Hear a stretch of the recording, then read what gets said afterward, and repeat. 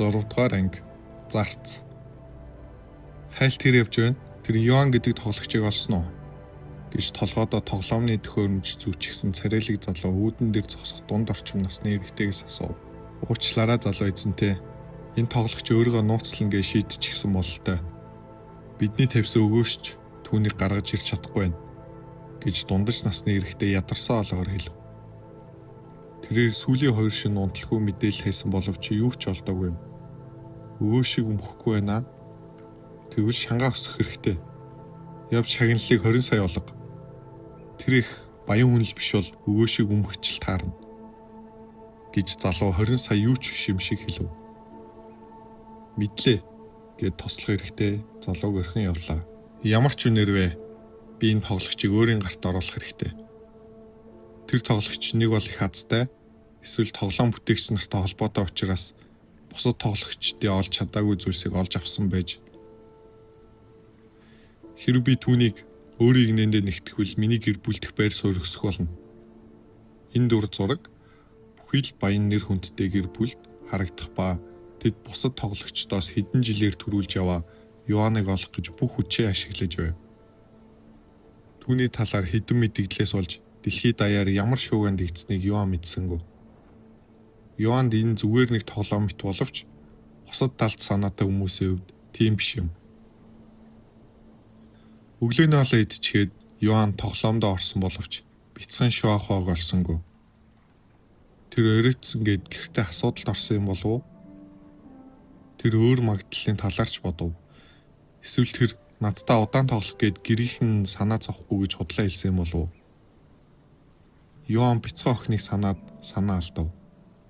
Охин байхгүй бол тэр энэ ертөнцид юу их вүлээ? Мөнгө, эд хөрөнгө, алдар нэр эдгээрийн аль нь ч Йоаны сонирхлыг татахгүй байлаа.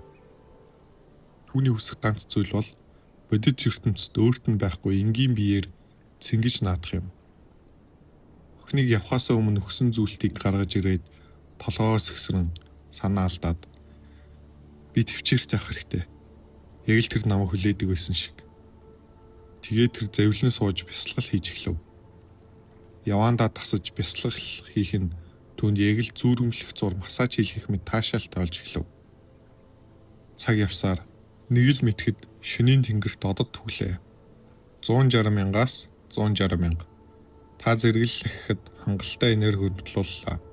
Та 6 дугаар түвшний сүнслэг шав боллоо. Бүх үзүүлэлт 350-аар нэмэгдлээ. 320 мянгаас 320 мянга. Та зэрэглэхэд хангалттай энерги хөдлөллөө. Та 7 дугаар түвшний сүнслэг шав боллоо. Бүх үзүүлэлт 400-аар нэмэгдлээ. Сайжирсан мэдрэхүй, ангилал байхгүй. Танилцуулга бүх мэдрэхүй сайжирна. Идэвхжүүлэх шаардлагагүй. 640 мянгаас 320 мянга 295. Төвшөө ахих тусам илүү удаан болоо зогсохгүй шаардлага нь ч 2 дахь өсөж байна. Цаашаа хэдэн төвшин байгаа юм бол гэж бодохч өөрийгөө дөнгөж сүнслэг шав болохоор дараагийн төвшнүүд түүний санааг зовов. Энэ байдлаараа ганц төвшөө ахих гэж сар болох юм байна. Бэлтгэл хийхч төвхтэй юм аа. Йоан яг гарах гэж байтал тэнгэр дээрх мэдээлэл гарч ирж олон хүмүүсийн анхаарлыг татав. Баяр хүргэе.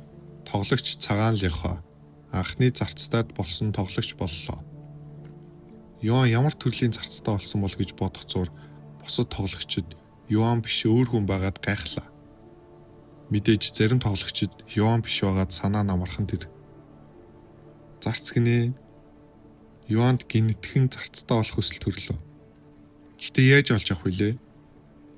Гарах тэр мөчд Юрау аль хэдийн түүний хажууд хоолыг нь бэлдэн сууж байлаа. Яаж энэ тоглоом зарцтай болдог юм гэж асуухаар шийдээд асуув. Зарцаа хин нэг аль хэдийн зарцтай болчихоо гэж сониучрахав. Бас би яаж зарцтай болох талаар мэдэхгүй. Цагаан Лихо гэдэг тоглогч. Цагаан Лихо Юрау тэр нэрийг дорхноо танихан тэр. Тэр бол 5 дугаар төвшний шав зэрэгэлтэй шилдэг тоглогчтой нэг. Дээрээс нь бодит амьдрал дээрээч бас баян авах байдаг.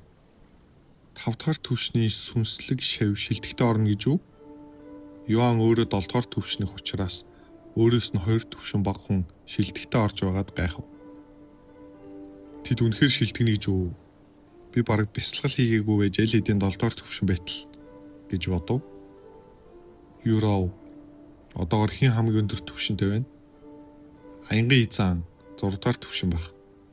Өөх, ямар сүржин нэр вэ? Тэр л сонирхолтой байна уу? Гэж Юурав инээгээд таны төвшин хэр явна? Тоглоод гүгээд байгаа юм чинь бараг баг бах тийм үү? Таагаад үзье. Та 2 дугаар төвшний сүнслэг шибэх. Юан жомлцаад буруу. 1 дээр төвшин. Ахаад л буруу.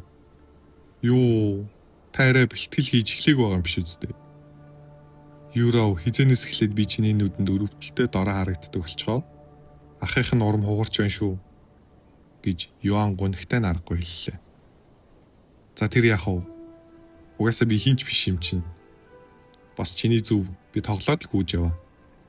Тиймээс чи хурдан тоглож эхлэе. Энэ 7 хоногт хичээлтэй учраас амжихгүй. Харин эх 7 хоногт зуны амралт эхлэх болохоор болох бах. Сургууль гинэ. Хатаархаж биш. Гэд Юан гонхтой инэв. Сургууль явах хатаархаар юм шээ. Уйтгартаа бас их ядардаг. Гэхдээ л чамд болон тэр сурагчдад хатаархаж байна. Гэд дотроо санаалтлаа. Хэсэг ирэлцэж хаад Юурав өрөөрөөгөө буцаж унтахад Юанч бас унтлаа. Хэрвээ тэр маргааш гарч ирэхгүй бол тэр зүйлтийг ашиглахаас өөр аргалах гэж өөртөө хэлчихэд гүн ойронд автав. 7 дугаар анги Тэнгэрийг хуваах сэлмийн дайралт. Шуухо чи хаана байна? Дуртай ах чинь чамтай тоглохоор ирлээ гэж тоглоомд ороод орсон дайруудаа ашиглалаа. Би юу л хийгээд байна да гэж суугаад хүзүүний зүйлтийг гаргаж ирэв. Голдоо хаш чулуутай тэр ган зүйлт яг л өчиг хөнгөн байв. Шуухогийн зүйлт англил мэддэхгүй танилцуулга Шуухо гэсэн. Үүгээр дуудаарай гэсэн чи энийг яаж хэрэглэх юм гэд зүйлтээр наадангаа бодлоо. Дарж үзлээ, бүрж үзлээ. Тушаал өгч бүр долоож үзсэн ч зүйл твэндээ байсаар л. Хэдэн минут оролдож үзээд Юан бууж өгөв. Шуухо яаж ажилтгийг зааж өгөөгүй байж яагаад өгсөн юм бол гэж санаа алдна.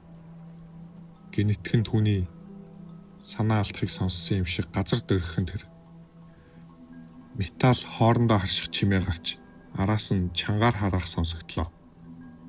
Миний хүржигнэх сэлмийн дайралтыг амтл муу гөлөг өглөө иржээ. Дэлбэрэх чимээ холоо сонсогдох нь Юаныг цочоолоо. Сая юу болсон бэ? Яагаад сая газар дөрөв? Хин нэгэн бөмбөг хайсан уу? Металл хавирах чимээ дахин сонсогдож гинэт салхи гарч золтоол Юаныг хийсгэж гисэнгүй. Адуус минь хэрвээ би өнөөдөр чамайг алж чадахгүй бол би зан шуаг анги биш болог. Ха. Нэг муу хагас сүнслэг дээд мастер байж намайг ална гинэ. Өнөөдөр чи өөрийгөө ямар мулгуу нэгэн байснаа там тухаарах болно. Тас нүдэнд харагдах үйс дэлгөөн тэдний дайралт бүрээс гарч тэнгэрээр төвх нь Юаны хамаг шар усыг босголоо. Хоёр хүн хоорондоо тулдах нь ийм үзэгдэл бий болгож байна гэж үү? Гэж Юан сандарсан боловч бусдын цэцэрлийг сүйтгээд ямар бүдүүлгэн бэ гэж бодов. Удалгүй нөгөө хоёр чинь тулцаар Юаны дээр ирлээ. Нэг нь урт улаан үстэй, нөгөөх нь урт хар үстэй. Тэд нааш цааш нисэн хүчирхэг техникүүд ашиглан бие рүүгээ товтлно. Тэд нөгөө өвгөн шиг нисэж байна гэж энэ ертөнцийн талаар цогц тайлбарласан үгнийг саналаа. Тулаа айл нь давуу тал үргэлжилсээр л. Гэвч тэд ойртох тусам тэдний тулаанаас үүсэх долгион төвчид хэцүү боллоо. Тулаанд оролцоог батал түүнд хүчирхэг даралт мэдрэх нь түүнийг амьсгалахад хэцүү болгож нуруунд дээрээ бол чулуу өргөж буймат хүнд өргөв. Үхээдэг 7 газарын сэлэм. Ха. Дэндүүд ороо байна. Цус сэлмийн дайралт. Дэлгөө нь улам хүчирхэг болж тэртээд нүд үл хүрэх газар хүртэл тархана. Тэрхүү дайралт нь төвчээрхүү болж улмаар Юан цусаар ханиалглаа. Новш Үнэхээр таагүй болж байна шүү. Даман дээрх цусаа арчив. Би бүр төмөр шиг амттай цусаач амталж байна. Тэрээр хит их төвлөрч бид мэдрэгдэх өвчин болон бодит мэд зүйлсүүд нь түүнд энэ ертөнцийг тоглоом гэдгийг бараг мартуулав. Хэрвээ тэд хөшөө өртвөл би гадны нөлөөнөөс нь болж бүхэх нь гэж зогтсон боловч тэдний дайралтууд улам хүчтэй болсоор л байлаа. 9 газрын сэлэм, муу ёрын цус сэлэм, модод унаж үйлс задарч, юанч бас шидэгдэж мод мөргөн ухаан алдав. Хахахаха. Аншууганг яасан бэ? Саяхан л намайг ална гээгүй лөө гэж Минг гаргуу болсон занг руу зааж гүн ухаан сэлмийн бүлгмийн ерөнхий шав иймхэн л байж яг л чам шиг чиний номын охин дүү чинь хахахаха би чамайг ална да гэж нүдэн улаанаараа эргээд оргилж түүний хүчин баг зэрэг нэмэгдлээ. Юу? Тэрнийг нь харсан Адгус Минглигийн нүд нь гайхсандаа томор. Би өнөөдөр шаа номын дүүгийн өшөөг дахир дутуу болсон ч авахулна. Түүний нүд хамраас цус гарч бүх судснууд нь задрах гэж байгаа мэт товоон гарч ирэв. Тэр чиний хайртай нэгэн байсан юм биш үү? Тийм бол чамд нэг зүйлийг өгөхөөс чинь өмнө хийлээ. Түүний би үнэхээр сайхан байсан. Эрт амиа хорлоог бол би илүү их таашаах байсан юм. Хахахаха. Мингли тамрууга тонил. Заншгүй гангийн цэнхэр сэлэм бүдэг цэнхэр болж түүний хороо хүсэл нь тэнгэрт тул. Сүнслэг хэлт. Хамт өгөхгүй юу? Чи саяхан сүнслэг дээд мастер боллоо гэд надтай дүүцгүйц болчихдаг юм биш мал минь. Тамийн гал гинтгэн тэдний дунд та нөмөрхтэй охин гартаа цус болчихсон зүйлт барьсаар гарч ирлээ. Бидний амар тайван газар эсвүүдэх суучир та нарыг дахир дутуу болгож шийтгэж байна. Гэт гараас авахд тэр хоёрын бүх хүч нь тайлаад авчихсан мэт болов. Ямар ч хүчгүй болсон тэд огцом газар унаж нилээ эдэн яс хуургасан сонсогдов. Чи хэн бэ? Гэт газраас чанга хич нөрлөв. Сүнслэг дээд мастер төвшөнд байгаа түүнийг алга уруулахын зор дахир дутуу болгож байна гэхээр тэр энгийн нэгэн биш ах. Харин Занг Шуаганг хит балмагцсан учраас охиныг цооширтлээ. Бид яасан юм бэ? Хариулаач гэж Мингли хариулт аваагүй учраас дахин чарлав. Гэвч охин түүнийг үл тоон дээрээс буу юуны хөвтөж буй модны дэргэд очив. Энэ бидний тулааныг харж байсан хогшоор байна. Мингли юаныг харж байгааг мэдсэн ч дорой учир хорхоо шивчиг үл тоосон юм. Охин өвдөглөж суугаад юаны уруул дээрх цусыг арчхад түүний гар үл элэг чичирлээ. Түүний гимтээс учир та нар өөхөх ялтай гэд охин босч эргэн харахад түүний нүүрэнд алах хүсэл тодорн харагдана. Тэнгэрийг залгийгч сэлмийн дайралт газар дэлхий чичирч тэнгэр яг л шүн мэт бүрэнхийлж алтан шар гэрлээс бүтсэн сэлэм охины гараас гарч ирлээ. Тэнгэрийг залгийгч сэлмийн дайралтаа бэж боломгүй. Энэ доод ертөнцид юу хийж байгаа юм? Занг Шуаганг тэр чадварыг таньж улмаар айц давтлаа. Охин ч асуултыг нь үл тоож сэлмээрээ доош цавчих нь тэнгэрийг хуваасан мэт харагдана. Маш хүчтэй газар хөдлөлт зүүн төвд мэдрэгдэж олон хүчрэх хүмүүсийг цочроож бүр ертөнц даярах эртний тулаанчдын анхаарлыг татав. Юан удаанаар нүдэ нээхэд түүний хамгийн түрүүнд харсан зүйл бол төгсгөл нь үл харагдах гүн хавцал байсан ба яг л ертөнц хоёр хуваагдсан мэт санагдуулав. Юу? Арай тэр хоёр ингэсэн юм бах та гэж бодоход Юаны нуруунаас хүүт хөлс цувлаа.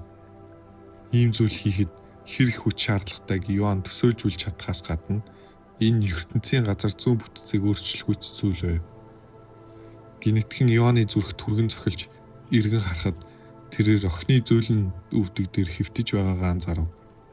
Шоохо түүнийг хажуудаа байгааг бүр өвдөг дээр нь хэвтэж байгаагаа гайхсан чи гимтэйг үздэй гэж асуулаа. Түүний гимтэйг байгааг хараад түүний санаа амрав. Шоохо гинэтхэн доош хараад эзэнтэй та гимцсэн учраас хамаагүй үдэлж болохгүй гэлээ. Юанч боломгдож чи сая намайг юу гэж дуудсан бэ? Эзэн те? Энэ удаад бид ямар тоглоом тоглож байгаа юм? Тоглоом бишээ. Шохо юу анхыг эзнээ болгосон. Гэт цус болсон зүйлдээ нухацтай царай гарган харуулв. Эн чин чиний өгсөн зүйлд чамайг зарцсан үеэр дуудах байжээ. Гэт нүрээ алгадаад Шохо чи гэж чангаар санаа алдлаа. Шохо хүлээж авахгүй юм уу? Гэж Шохогийн царайнд барааж би тийм үү өх юм уу? Тиймшээ би чамд их сайн. Гэхдээ чамайг зарцаа болгоно гэдэг арай л хэтэрж байна. Энэ ч олон буруу ойлголт төрүүлнэ. Буруу ойлголт? Шохо тамаагүй. Гэхдээ над тамаатай гэж дотроо бодов. Хэсэг чимээгүй байсан Юан. Юу ах гэж хэлв. Юу? Гэж Шохо үл ойлголсон байдлаар асуухад намайг юу ахаа гэж дуудвал буруу ойлголт гарахгүй гэж тайлбарллаа. Тэгвэл охины нүд сэргэж ирээд юу ахаа гэд Юаныг гинэтхэн тэрвэрч ингэртэн нүрээ нав. Шохог зарцаа болголоо. Нэр Шохо. Зарцын зэрэглэл ариун. Эзэн Юан. Зэрэглэл 3 дугаар төвшний сүнслэг хаан. Өв дээд тэнгэрийн өв. Усны төрөл ариун цусд. Махбод нил ягаан манан махбод. Дээд тэнгэрийн нууцлаг урлаг. Англил ариун. Мэргэсэн түвшин 4. Дээд тэнгэрийн 1-р нууц урлаг. Тэнгэрийг залхигч техник. Англил ариун. Мэргэсэн түвшин 5. Дээд тэнгэрийн 2-р нууц урлаг. Тэнгэрийг хуваах сэлмийн дайралт. Англил ариун. Мэргэсэн түвшин 4. Дээд тэнгэрийн 3-р нууц урлаг. Тэнгэрлэг эзэмшил. Англил ариун. Мэргэсэн түвшин 2. Дээд тэнгэрийн 4-р нууц урлаг. Тэнгэрийг хоригч техник. Англил ариун. Мэргэсэн түвшин 1. Нисэх. Англил газрын. Дээд мэдрэхүй. Англил тэнгэрлэг. Энерги биежүүлэлт. Англил газрын. Нил ягаан манан. Англил ариун. Баяр хүргэе. Тоглогч Юан анхны ариун англилийн зарцтай боллоо. Тэр мэдэгдэл тэнгэрт гарч ирснээр удалгүй Юаныг булхаацагч гэсэн мэдээ түүмэр мэт тархав. 8 дугаар анги. Том давуу тал. Ямар новшин вэ? Энэ Юан гэдэг тоглогч бараг тоглоомыг дуусгах гэж байхад бид энгийн зэвсэг авах гэж навч түүсээр дуусгах юм байна л да. Тоглоом гараад 7 хоног байхад тэр сар эсвэл жил хөдөлмөрлөж байж авах зүйлсийг өөрөө болгож байна. Энэ байдлаараа түүнийг тоглогч гэж хэлж болно гэж үү? Тэр бүх тоглогчдоос нэлээд хэдэн шат төрүүлж явна. Энэ байдлаараа тэр бүхнийг захирах юм шүү.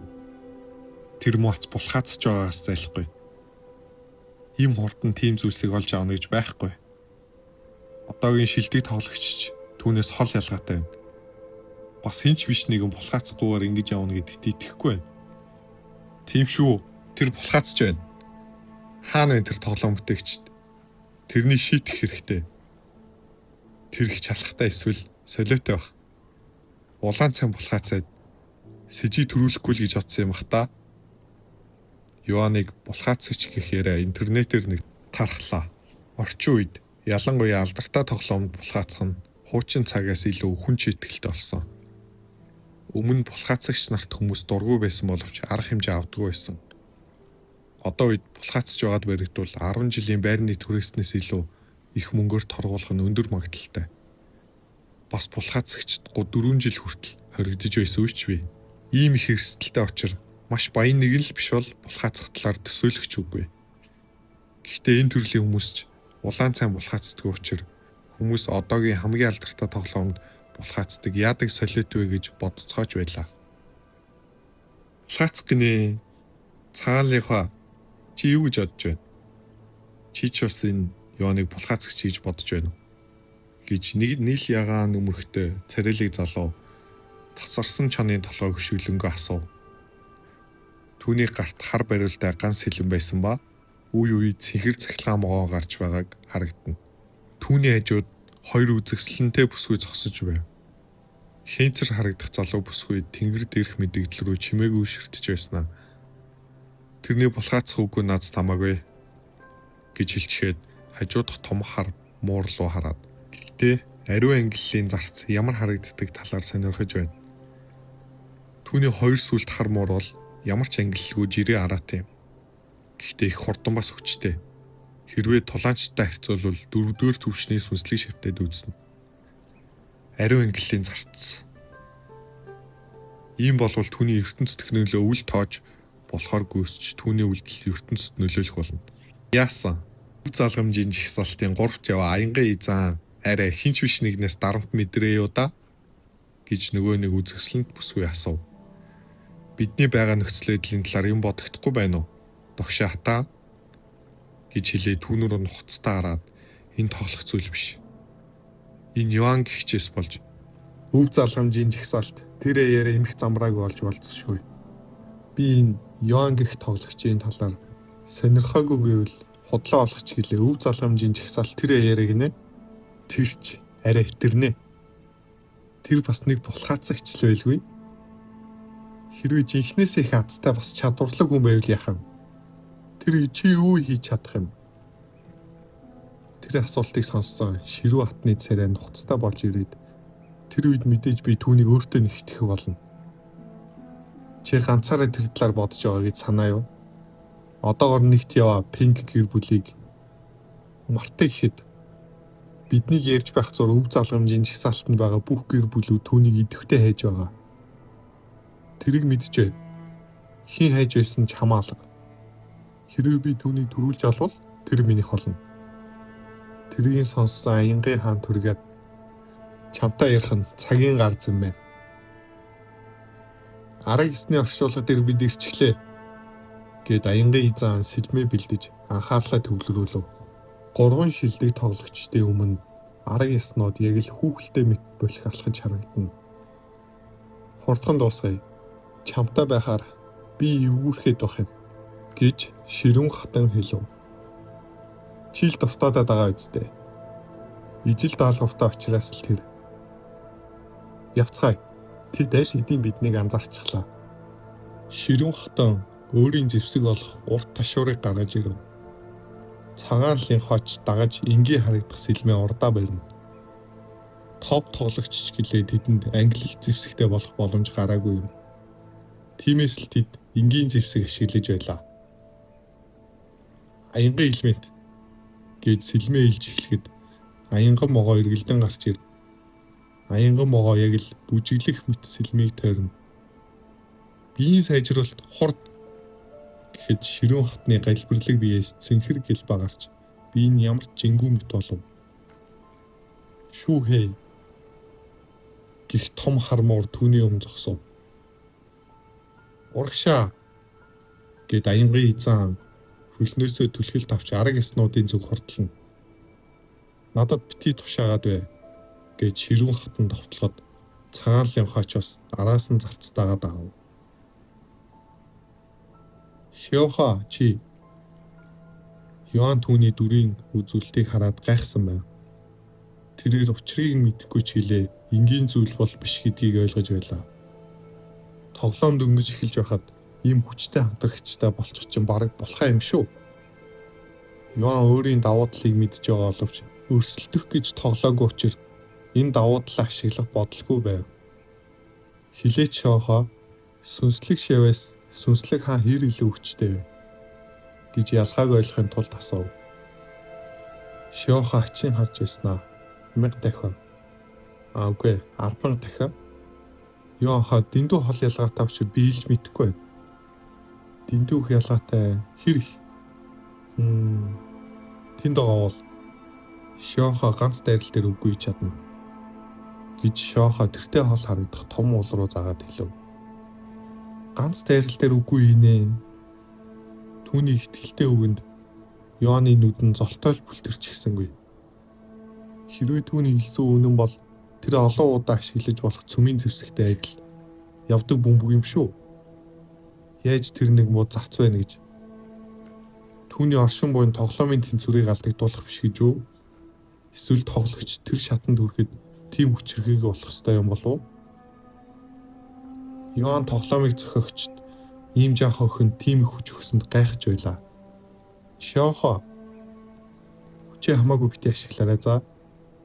Чамайг санаандгүй хот эсвэл ямар нэгэн газрыг сүтгэхээсэ гэж би хүсэхгүй байна.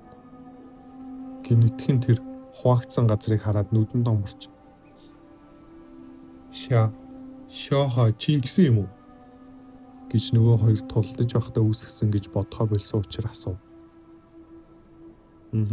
Гэж нэх бодсон юмгүй тайвнаар хариулв. Яанда гэж чангаар санаа алдснаа. Хин нэг санамсаргүй онцгсон бол яах болж байна? Шиохо сонс. Намайг зөвшөөрөл өгөх хүртэл хүчээ ашиглаж болохгүй шүү за. Гэж түүний хүслийг шуудхан зөвшөөрөв. Сайн байна. Гэд үүссэн хавцал руу дахин нэг харцгаад эргэн харан. Бидний хэнийг харчих юм бол асуудал үүснэ. Гэд хэргийн газраас холдон явв. Шиохо. Чи миний зарцуулсан юм чинь юу хийх юм? Гэж зарцыг яах ёстойг мэдэхгүй учраас асуув. Шиохо. Юанхыг хаашаа явсан дагаж дараагийн ертөнц рүү замчлах болно. Дараагийн ертөнцөө? Одоохондоо тэр яах вэ? Чиний гэр бүл яах юм? Гэрээ өрхөж намайг дагна гэвэл тэд юу гэх юм? Юанх миний гэр бүл учраас санаа зовлтгүй. Гэж нүдэ анивчээ хэлв. Тэгж бодлоо гэд бүтэхгүй л болов.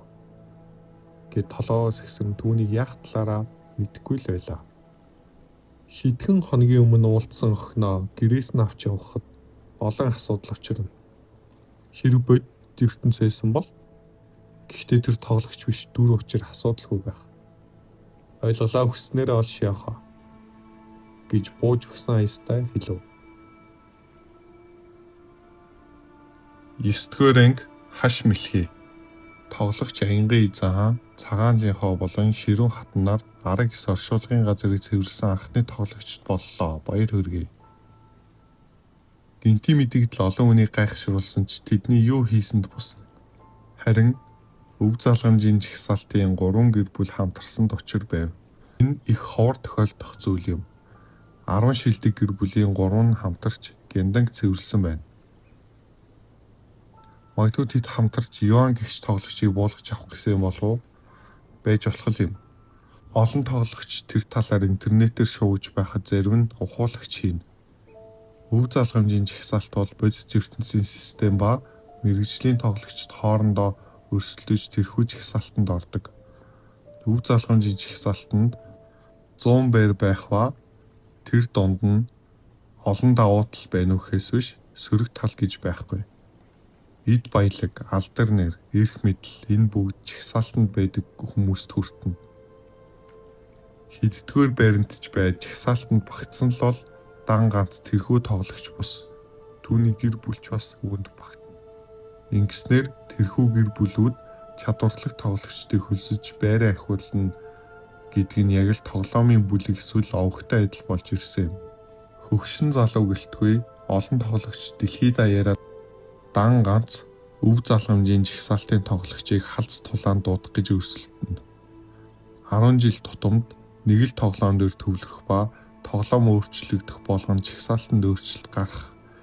Хэдий ч эхний бариудад өөрчлөлт гардаггүй.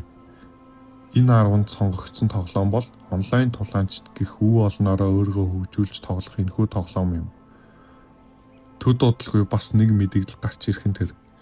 Тоглогч Шанг Лу анхны сүнслэг тоноглолтоо болсон тоглогч боллоо. Баяр хүргэе. Эцэст нь гарч ирэх шүү гэж Аянгын эзэн хаан хэлв. Шанг Лу бол өв залгамжийн жагсаалтын нэгт бичигдэж байгаа тоглогч юм. Бодит ертөнцийн тэрээр нөлөөгүй нэгэн бөгөөд хамгийн том тоглоомын компанийн эзэмшигчдийн нэг юм. Дийлдэшгүй мангас шиг тэр хүртэл олон цаг зарцуулж байж ганц тоноглол болж байхад харин энэ юу гэж ширүүн хатан чангаар санаа алдав. Шиохо тоноглолууд ямар ангилалтай байдаг юм гэж Юан мэдэгдэл алга болсны дараа асуув. Сүнслэг, газрын, тэнгэрлэг, ариун гэсэн ангилалтай. Ангилал тус бүрд чанараар нь 4 хувадаг. Доод, дундаж, дээд, төгс гэж. Ариун ангиллаас дэш ангиллын тоноглолууд байдаг боловч энэ доод ертөнцөөс олдохгүй учраас энэ талаар одоохондоо бодох хэрэггүй. ертөнцөө чи сайхан тэгж байсан. Тэр чиг юу гэсэн үг юм? Юу ах та одоогоор адаг ертөнцид буюу доод тэнгэр доор байгаа. Шохогийн үүрэг бол юу ах таныг хамгийн дээд ертөнц буюу агуу дээд ертөнцид хүргэх юм. Чиний ажлаа гэж асуув. Яагаад бас хин түүнд ийм үүрэг өгсөн юм бол? Шохо дээд ертөнцийн өслийг залгамжилсан учраас залгамжлагчийг нь олох миний үүрэг. Ямар гүнзгий тоолон бэ? Гэ тэнгэр рүү хараад яаж дараагийн ертөнц рүү очих юм гэж асуув. Юу ах та одоогоор дэндүүд ороогоо очир хүчтэй болох талаараа л бодох хэрэгтэй. Тэрний дараа бид ертөнцийн хамгаалагчдад тулдаж байж дараагийн ертөнцид очих болно. Тиймэрхүү төрлийн тоглоом бахнэ гэж Йоан тоглоомын зорилгыг илүү ойлгож эхлэв. Тэнд очивол шагналтай юу? Тэр дээдэнд ертөнц рүү очивол гэж сонирхон асуув. Бүгдийг гэд хэсэг чимээг байснаа. Ялагч нь энэ ертөнцийн бүхнийг өөрийн болгох учир өөрөөр бол бурхан болно гэсэн үг. Юан тийм өгөөмөр шагналтай гэж төсөөлөөгүй юм. Тоглогч бурхан болж болно гэж үү? Тэгэхээр бүтээгч заасан хэмжээнд нь хүрсэн тоглогчдод удирдах эрхийг өгнө гэж үү? Ямар өгөөмөр хүмүүс вэ? Гэхдээ надад энэ хүч хэрэггүй учраас эндээ жаргалтай амьдрмаар байна. Харин бусад тоглогчдод тэр шагналын төлөө толдно биз? Хэсэг хугацаанд алхаж байгаад Юан ямар ч баримжаагүй яваад байгаагаа ухаараа Шохо одоо бид хайчих юм? Эсвэл яах юм гэж энэ аяллыг өдөрдөж байгаа түүнээс асуув. Шохоч түүн рүү ингээнээр хараад юу ахыг хүчтэй болоход туслана. Тэгээд яаж хүчтэй болох юм? Тэр хүчийг хүсээгүй ч гэлээ татгалзах зүйл бол биш байв. Тэр гэд нэг талбараа заахад тэнд нь 5 метр өндөр биет байв. Тэр мэлхий юу? Гэд хаш чулууд өнгөтэй унтаж буй мэт нүдэн энсэн мэлхийг хараад асуув. Энэ бол хаш мэлхий 9-р төвшний сүнслэг шавьтад үүсвэж. 9-р зэрэгээ би өртөө 7-р төвшин шүү дээ. Чи намайг очиод амиа орлоо гээд байгаа юм уу? Түүний үгийг сонссон Йоан ойлгох нь холгүй бодов. Энэ мэлхий танаас илүү хүчтэй ч гэлээ тэр хамаагүй. Яагаад гэвэл та тэнгэрийг залгигч техникт суралцсан учраас их ижил төвчний дулаанчдаас илүү хүчтэй. Үнэхээр тийм гэж үү? Бас би ээж тулдах талаар мэдэхгүй. Тэр биднийг харчлаа гэд гинтхэн хаш мэлхий рүү заав. Мэлхий түүн рүү харахад нүднээс нь алах хүсэл илт мэдрэгдэнэ. Мэлхий дэвхэрч яг л үүлэнд хүрэх гэж мөмөт өндөрт гарав. Болгоомжтой. Йоан зөнгөөрөө бяцхан Шохогийн бэлхүүснээс тэрвэрч аваад унаж буй мэлхийнээс болтож удалгүй мэлхий газар буухад газар том нөх үүсв. Хойрхон байлаа шүү. Гэд духан дээрх хөлсөө арчаад үүсэн нөх рүү хараад бултаагүй бол махан татш болох үйжээ. Юу ахаа амжилт гэж Шохо эрхээ уруугаа гоцоолгоод холтох нь Йоаныг гайхшруулв. Охиныг тоолгүй мэлхий зөвхөн Йоаныг л тас ширтэн. Чи яг зэвсэхгүй тулдах юм бэ гэж хангаар орилов. Юу ахаа үүнийг ашигла гэж Шохо жижиг уутнаас ганц хэлм гаргаж ирэв. Гэвч энэ үйлдэл нь мэлхийг сандрахсан учраас мэлхий түүн рүү өсрөв. Мэлхий нүдэнд гар хоосон Йоанаас илүү зэвсэгтэй Шохо илүү аюултай харагдсан учраас Йоаныг үл тоон охин руу дайрсан юм. Шохо болгоомжтой гэж анхааруулсан боловч Шохо таймнаар зогсон мэлхий унаж ирэхийг хүлээв. Мэлхий ч Шохо дээр унахын тэр Йоаны нүдэн томорч ам нь ангав. Учир нь Йоаны бодлоор бол бяцхан охин Шохо аль хэдийн нухаш болчихсон мэт санагдлаа. Төд удалгүй мэлхий доороос нь нийл ягаа утаа гарахад Йоо ухаан орох шиг болов. Нийл ягаа утаа Йоаны хажууд ирээд хэлбэржиж бяцхан охин болов. Шохо харсан зүйлдээ алмарч зог тусан юу болчих вэ? Яасан бэ ахаа гэж юу ч болсон шинжгүй асуув. Чи сая юу болчих вэ? Шохогийн нэг ягаа манан махайдоо. Тийм ээ. Гэхдээ би чамайг яагаад зүгээр зогсоод байсан талаар чи асууж байна. Чи миний зүрхийг зогсоох шахлаа. Гэхдээ юу ах Шохог зөвшөөрлгүй хүч ашиглаж болохгүй гэсэн.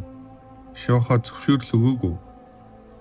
Йоан түүн рүү гайхсан байдалтай хараад чи тэнэг юм уу гэж гинэтгэн түүнийг загнав. Шохооч буруу хийсэн хүүхчийг толгоог удаалгав. Чи хүчээ ашиглаж болохгүй ч гэсэн ядаж болтож болно шүү дээ. Зүгээр зогсоод цохиулах шаардлагагүйсэн гэж Йоан бодлолгүй хэлчихв. Шохоо бол тоглогч биш дүр. Бүтээгчд нь тодорхой үйлдэлүүдийг зааснаар хийхээр програмчлсан учраас Йоан түүнийг хэрвээ суу гэвэл тэр түүний зарц учраас үг дуугүй хийн. Гэвч Йоан түүнийг тоглогч биш дүр гэдгийг үл тоон яг жинхэнэ өмнөд үзэж энгийн ойлголттой байхыг хүсв. Уучлаарай гэж Шохоо уучлахгүй. Түүнийг нь харсан Йоан нүрээ алгадаад би л уучлахгүй хэвээр. Шохоо би чамд сайн бодож үзлгүй эдгээр үгсийг хэлчихжээ. Намайг уучлаарай. Чамайг хүчээ ашиглаж болохгүй гэдэг нь чамайг зүгээр зогсоод мишок хол гэсэн үг юм бишээ. Хэрв чи аюулт эсвэл ашиглах ёстой гэж үзвэл хүчээ ашиглаж болно. Тэгвэл таны зөвшөөрөл яах болж байна? Миний хэлснийг мартаад өөрийн шийдвэрээр ашигла. Миний хэлэх гэсэн зүйл бол өндгийг том чулуугаар хаглахгүй эргэн тойрноо харж байж шийдвэр гаргаарай гэсэн юм аа. Шохоо ойлголоо гэд толгой төхөв. Сайн байна. Харин одоо наад сэлмээ над өгчих би энэ мэлхийд хариуг нь барих болно. Барилаас нь барих тэр мөчөд түүний өмнө үзүүлэлтүүд гарч ирэв. Сүнслэг сэлэм, англил сүнслэг, чанар төгс, шаардлагатай биеийн хүч 900, шаардлагатай оюуны хүч 1500, 1000, танилцуулга, металлыг талах шиг хэрчнэ. Сайхан сэлэм байна гэж хэлээд хит далайж үзснээ дараа сэлмэндээ дуртай болж эхлэв. 10 дугаар анги төрөлхийн авьяас. Хаш мэлхий хөдөлгөө зогссоор түүний харц бяцхан Шохоо дээр төвлөрөх ба яаж энэ жижигхэн охин тэгж хүчтэй даруулчгаа зүгээр гарч ирсэн талаар бодон өлөрнө. Йоаны харц мэлхий дээр төвлөрөх ба тайвнаар удаан алхана. Өрдөнд тулдаж үзээгүй ч хачирхалтай тэрээр байдгал зүйл мэт их тайван байв. Би тулдах нойтгой сэлэн барьж үзээгүй. Би ихэнх амьдралаа орон дээр өнгөрүүлсэн. Чимээгүй ялзарсаар л би энэ ертөнцид сул дорой нэгэнч гэлээ би харж бас хөдөлж чадна. Энд байгаа цагт би юу ч хийж чадах юм шиг санагдаж байна. Йоан урагш давшдал мэлхийн анхаарлыг татав. Түүний хурд маш хурдан байсан ба нэг л мэдхэд мэлхийн өмнө ирчихсэн байв. Ажигл, сан, сур, хэрэгжүүл нөгөө тулааныг толгойдоо эргэцүүлж гар нь өөр ирэхгүй хөдөлж эхлэв. Цавчих. Түүний сэлэм мэлхийг амархан гихчин цавчхад гидснээс нь цус олгоодон гарна. Мэлхий ч өвчнөдөө шаналж ойрлоод ухарч эхлэв. Шохоо харсан зүйлдээ итгэж өгөлгүй. Түүний хөдөлгөөн болох зүгээр далайж байгаа мэт боловч энэ эргэлзээгүй сэлмийн техник байна. Йоанч мэлхий араас хөөлгүй сэлмээ хараад доромчхон би яг тэр залуу шиг хөдөлж байхад нэг л зүйл болохгүй байна.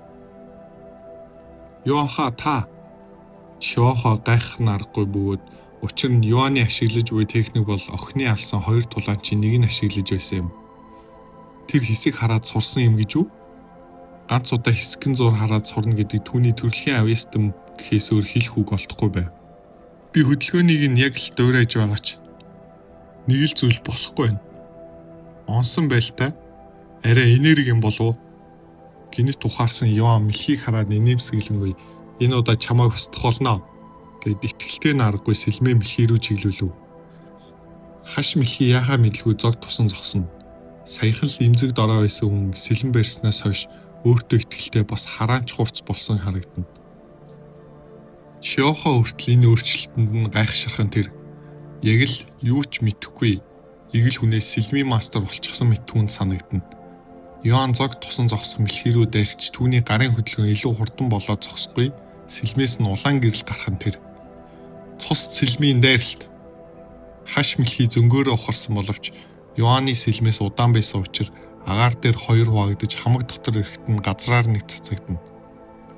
Та цус сэлмийн дайралт сурлаа. Цус сэлмийн дайралт. Англил газрын мэрэгсэн төвшин 1 танилцуулга 900 энерги зарцуулна, сэлэмтэй үед л идэвчин цусд бүлэмээс гаралтай техник. Тоглогч Юан анхны газрын ангиллын чадварт суралцсан тоглогч боллоо. Баяр хүргэе. Тоглогч Юан анхны элит босс хаш мэлхийг устгасан тоглогч боллоо. Гэх хоёр мэдэгдэл ар араасаа гарч ирэв. Хаш мэлхийг үснээ дараа Шохо Юан дээр гүйж очиод "Юаха, та над чадвараа хаанаас сурсан юм?" Юанаас гарах хурц гэрлэн бүрхүүлэн түүнийг сонсоод алга болоод энэ тэр улаан үстэй нөхрийн хэрэглэж байсан чадвар гэж жишимчгүй хэлв. Шохо түүнийг биширсэн харцаар харангаа дээд тэнгэрийн нууц урлагийг хэдхэн цагийн дотор сурсан нь аргагүй юм байна гэд амдаа бовтнов. Ямар ч тач би саяны тулаанаар хүчтэй болсон юм шиг санагдаж байна гэд инээгээд би тулдах авьяастай юм шүү. Юах эргэлзээгүй гоц авьяастан гэж Шохо нухацтай аргагүй толгоогоо төхөв. Болоо чи намайг магтаад намайг хичээгээд байна. Шохо магтсан юм шээ. Юах таны юмсыг ойлгох чадвар яг л өөр ертөнцийнх мэт. Ийм авьяастай нэг нь доод ертөнцид байтугай дээд ертөнцид ч ховорхон. Юан толгоогоос ихсрээд энэ мэлхийг амархан ялсан чиний сэлмнээс л болсон. Баярлалаа Шохо гэд охины толгойг илв. Тэгвэл Шохо Юан ахыг илүү хүчтэй болохоор бүр хүчтэй зэвсгэнүүд өгнө гэд баярлангуй хэллээ. Чамд илүү хүчтэй зэвсгэнүүд байгаа юм уу? Чи ямар зэвсгийн дэлгүүр биш дээ. Юах одоогоор дорой учир тэр зэвсгүүдийг ашиглавал дэлбэрэх учраас дэлбэрнэ. Юан түүний хэрцгий үгэнд нь дагчиж чи тоглож байгаа зү? Энгийн зэвсгнээс ялгаатай сүнслэг болон түүнээс дээш ангиллын зэвсгнүүд өөрсдийн хийсэн ухамсартай байдаг учраас өөрөөсөө илүү хүчтэй зэвсэг ашиглах гэж оролдвол тухайн сэлэмний зан чанараас хамааран зэвсэг алхах гэж ч оролдож магадгүй. Шохо түүн тайлбарлав. Аюултай юм бэ? Чи сулд ороолвол энэ тоглоомны бүх юм чамайг алах гэж оролдох юм байна гэж дотроо бодов. Зэвсэг араатан хүнч бай юу ч байх нь хамаагүй. Хүчтэй юмс бүхэн дороогоо дарамталдаг юм. Тиймээс юу ах хүчтэй болж байж бусдад дээрлэхүүлэхгүй. Шохо байгаа цагт би зүгээр юм чинь гэд түүнийг магтах гэсэн боловч охин чухал царайлаад юу аха Шохо зөвхөн энэ доод ертөнцид л хүчтэй. Дээд ертөнцид Шохо жинхэнэ тулаанчтай харьцуулахад шавжил гэсэн үг. Шавж гинэ. Бүл бүтэн уулыг үгүй их чадaltaй Шохо шавж ихээр тэрхүү хүчрэг хүмүүсийн хүчийг төсөөлжүүлж чадна. Шохо гинт үхсэн мэлхий дээр очив. Яах гэж байгаа юм гэд Юан түүнийг дагав. Зарим мангасуудыг үхэхээрээ заримаас нь мангасын цөм ундаг юм гэд Шохо үхсэн мэлхийн зогтсон гараа хийгээд одлохыг жижиг бөмбөлөг гаргаж ирээд мангасын цөм тулаанчтай үед их чухал. Учир нь дотроо энерги хөрөнгөлөөсөн байдаг учраас "Мэй Юаха" гэд цөмийг Юанд өгөв. "Чи яах юм? Чи ч бас хүчтэй болох хэрэгтэй үстэй" гэж асуув. Энэ мангасын цөм хитрхи бага энергитэй учраас Шоход хэрэггүй. Тиймээс та ашигла. Юан толгой төхөөд амрууга хийчгээд чихэр шиг амттай юм аа. Юаха гэд сандарч боломгдсон охин орилхон тэр. Яасан бэ гэж асуув. Мангасын цөмийг ингэж шууд залгиж болохгүй хурдан гарга гэж яарсан маягтай хэлв. Түүний сандарсан царайг хараад Юан ч сандарч идчихсэн надад одоо юу тохиолдох бол? Юаны нуранаас хүүтүүнс цууж зогсохоос өөр юу ч хийж чадахгүй байв. Учир нь амд нь орсон тэр мөч хайлаад гидсэнд нь орчихсон учир юм. Шохо өвдөг дээрээс өхрөөд мангасын цөмд эзнийх нь хүхийн өмнөх бүх хүч агуулгадж байдаг юм. Тиймээс хэрвээ хин нэгэн шууд залхих юм бол дэлбэрч өгдөг. Дахиад л дэлбэрч өгөх үү? Энэ тоглоомд хитрхи их дэлбэрч өгөх зүйлстэй юм аа. Гинтгэн дээд тэнгэрийн боловсронгуй махад идэвчлээ. Сая 280 мянган энерги хаш мэлхийний цөмнөөс гарган авлаа. Та зэрэглэл ахиад хангалттай энерги хөрөнгөлүүллээ. Та 8 дахь төвшний сүнслэг шав боллоо. Бүх үзүүл 450-аар нэмэгдлээ. Юу аха? Та сая төвшөө ихсэн үү? Гэж чимээгүй уур амьсгалыг эвдэн асуув. Тэглээ гэж хачин инээгээд хариулв.